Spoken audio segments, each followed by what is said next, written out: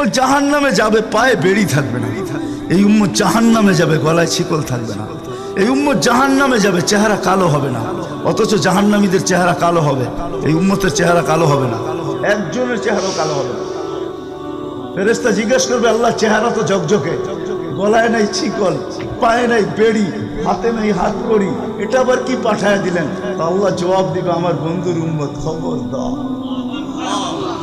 তো ফেরেশতা মালিক জিজ্ঞেস করবে, দারোগা হাতকড়ি নেই কেন?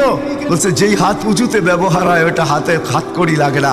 যেই পাও মসজিদের দিকে চলে ওই পায়ে বেড়ি লাগে না। যেই কপাল আমার কুদরতি পায়ে জীবনে একবারও আমাকে পাওয়ার জন্য ঠেকায়া দিছে, সেজদা করছে, ওই চেহারা কোনোদিন কালো হয় না, গলায় কোনোদিন চিকন লাগে না। 3 জায়গায় আগুন লাগাবে না, খবরদার। চেহারায়, হাতে, পায়ে, বাকি শরীরে লাগায়া দাও। আগুনকে যখন মালিক হুকুম দিবে ধরার জন্য, আল্লাহ আমাদেরকে শিখায় দিবে, স্মরণ করায় দিবে, আমরা কলেমা পড়তে থাকবো। আগুন আসবে আর যাবে, আসবে আর যাবে, ধরবে না। একবার, দুইবার, 3বার হবে। মালিক পোড়া চার্জ করবে, লাঠি চার্জ করবে, ধরিস না কেন? তো আগুন বলবে, লাইসালি সুলতানুন আলা মান ক্বালা লা ইলাহা ইল্লাল্লাহ মুহাম্মাদুর রাসূলুল্লাহ। এই কলেমা যে পড়ে তাকে ধরার ক্ষমতা আমার নাই।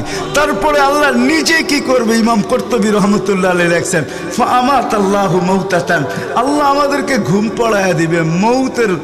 মৌতের যেরকম ঘুমের দোয়া, মৌতের দোয়া আর ঘুমের দোয়া একই দোয়া। আমরা ঘুমের দোয়া পড়ি, আমুতু আহিয়া, আল্লাহ মরতে চললাম, কাল সকালে উঠাইলে উঠবো, না হলে আর কিয়ামতের আগে উঠবো না। তো ঘুমো মৌত, আল্লাহ ঘুম পড়ায়া দিবে। আজাব ঘুমের ভিতরে কমপ্লিট করে আল্লাহ বাহির করে নিয়ে আনিবে। নবীর সুবাদে, নবীর সুবাদে।